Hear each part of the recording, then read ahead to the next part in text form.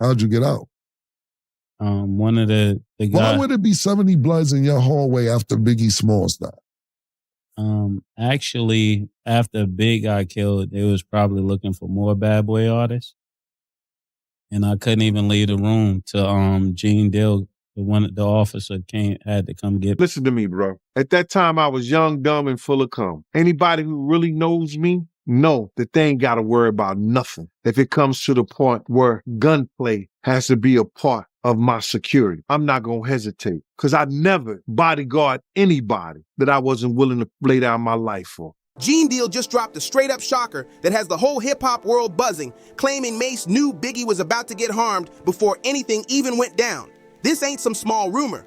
The mix of strange warnings and quiet moves inside Bad Boy makes this revelation feel wild. It flips everything we thought we understood about that tragic night in L.A. When people talk about hip-hop's darkest chapters, the loss of the Notorious B.I.G. still hits with a heavy punch.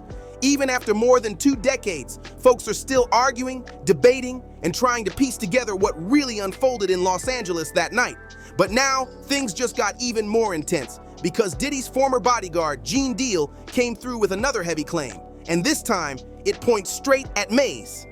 Yeah, that Mase, the Harlem artist who blew up under Bad Boy right after Biggie passed. The night that Biggie Small died, where were you and what did you do in the aftermath right after Biggie Small died? Where was I? I was in a hotel.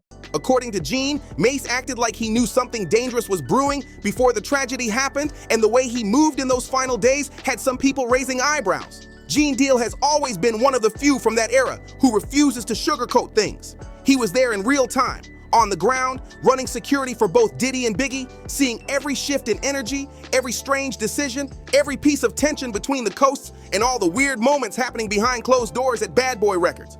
In his latest interview, Gene dropped a detail that made the whole internet freeze for a second. But when he had a conversation with me that same night, when Big got killed, he calls me and said, "Yo, Gene, Brandy was calling me, telling me to come out the room so we could go to the party." So if she was in your room, why was she calling you, telling you, "Come, let's go to the party"?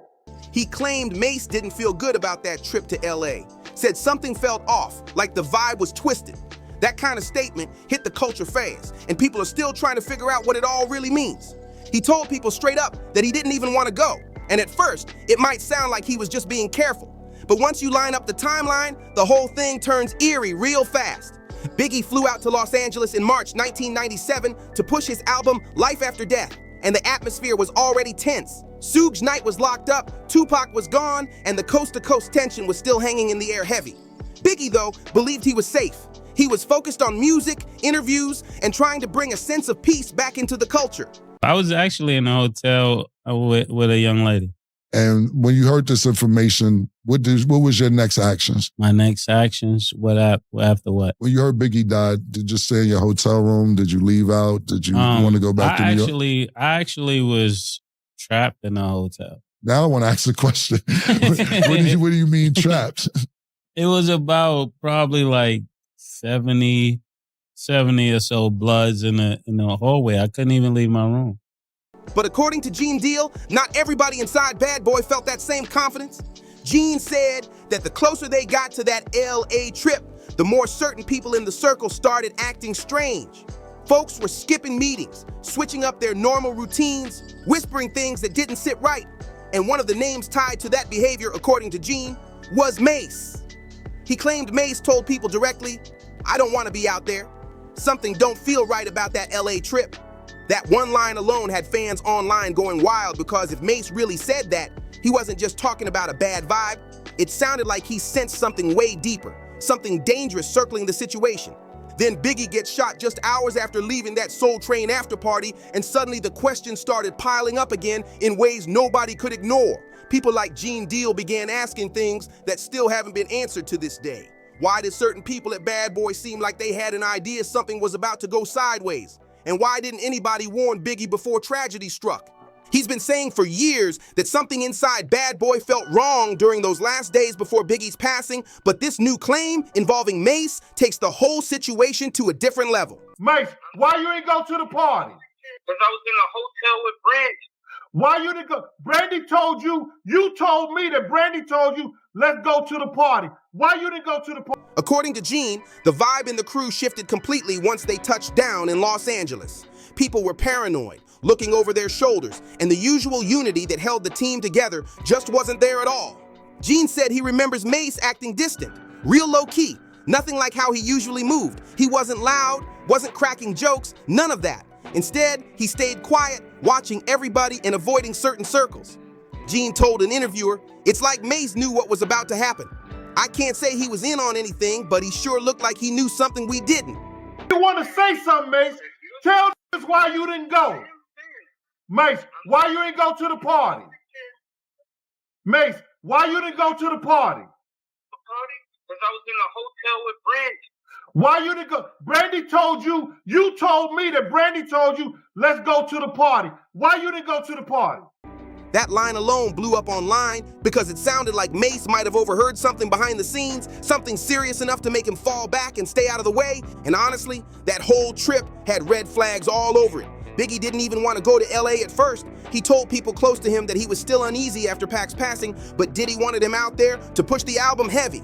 Big was supposed to show the world that peace between the coasts was possible, do interviews, and set the tone for life after death. But Gene said from day one, the security setup was messy and the streets had eyes on them non-stop. He claimed cars were trailing their convoy, people were checking their hotel spots, and he even warned the team to switch up their routes because it looked too hot out there, but nobody listened to him.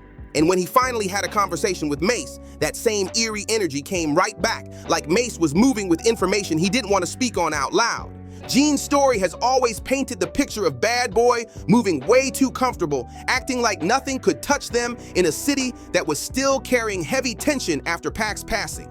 And once Mase started telling people he didn't feel right about being out there, it made everything look even more suspicious. Mase knew that Big was leaving, and Mase knew that Big didn't like him, because every time Mase be around, you know, it's funny. That Big would say little slick shit out of his mouth like, this went from murder Mase to just Mase. Looking back, Gene said that after Biggie was gone, Mase didn't react like someone in total shock. It was more like he had already processed it in his mind. And just months later, Mase was sitting at the top of the industry, dropping Harlem World, becoming Diddy's new frontrunner, and taking over the label spotlight. Now, Gene never said Mase was involved in anything, but the implication was loud. Somebody in that circle knew something. Gene said, "It's hard to believe all them people around, and nobody saw nothing. Nobody knew nothing. Somebody knew, but they stayed quiet." That line hit people hard because it echoed what fans had been thinking for years. Biggie's death didn't feel random at all. It felt like a setup that certain people kept their distance from on purpose. And to really understand why Gene Deal's words shook the culture again, you gotta remember how deep the politics ran in hip-hop during that era. This wasn't just music, it was money, influence, street ties, and loyalty all tangled together. That kind of environment made every move matter and every silence even louder. Bad Boy was sitting at the top of the game, but they were surrounded by pressure and people who didn't mess with them at all. Suge Knight was blaming Diddy for Pac's death.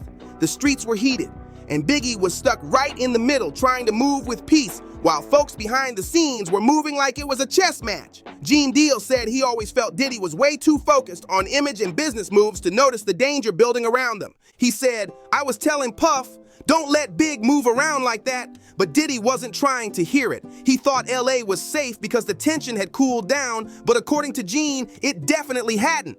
He said the warning signs were everywhere. People in the bad boy circle whispering about odd meetings, strange money moves, and industry pressure pushing Biggie to stay out there longer than he even wanted to.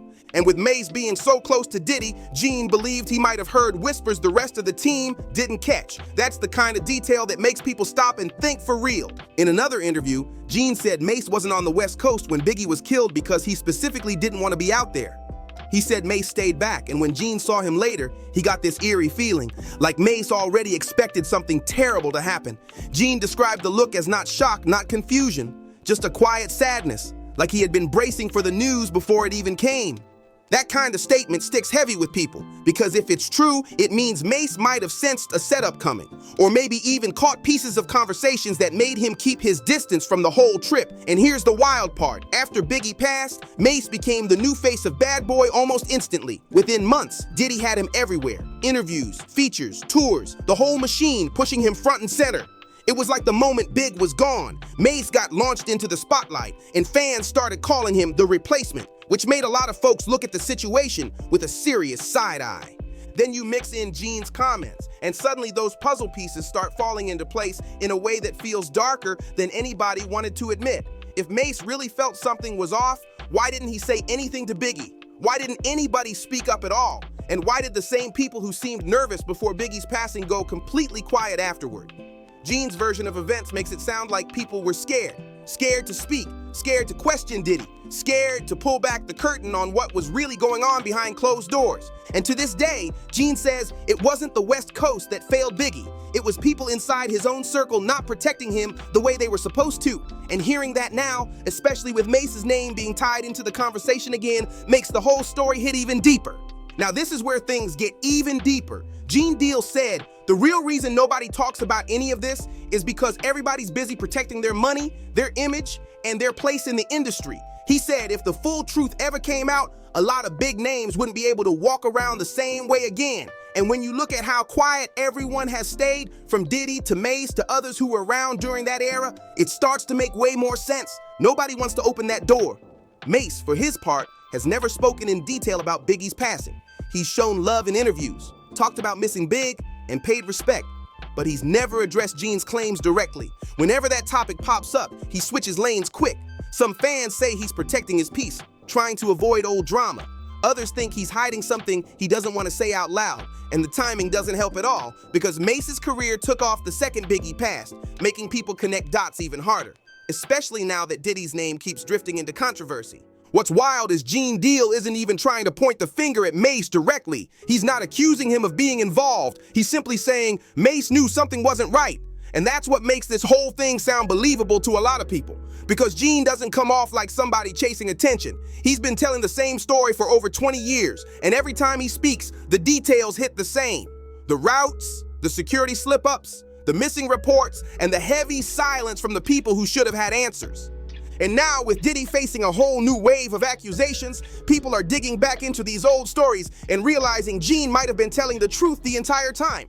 He's been saying from day one that Biggie's murder wasn't random. It was planned, and the people around him knew way too much to act clueless. And that's why this new piece about Mase is exploding online. Because if even one person in that circle sensed something serious, it proves Biggie's death wasn't some tragic accident. It was a setup surrounded by silence and fear. At the end of the day, Gene Deal's message stayed simple. If you care about somebody, you protect them, not just with muscle, but with honesty. And that kind of truth is something a lot of folks in the industry still haven't dealt with. Whether Mase truly knew what was coming or not, the fact that Gene's story still feels this believable is enough to reopen one of hip-hop's biggest mysteries. When you dig into the story behind Biggie's death, the deeper you go, the darker it gets. And if Gene is right, if people close to Big sense danger and stay quiet, then the truth isn't just painful, it's straight up deadly. Make sure you drop a comment, hit like, share this with someone who needs to hear it, and subscribe for the next one.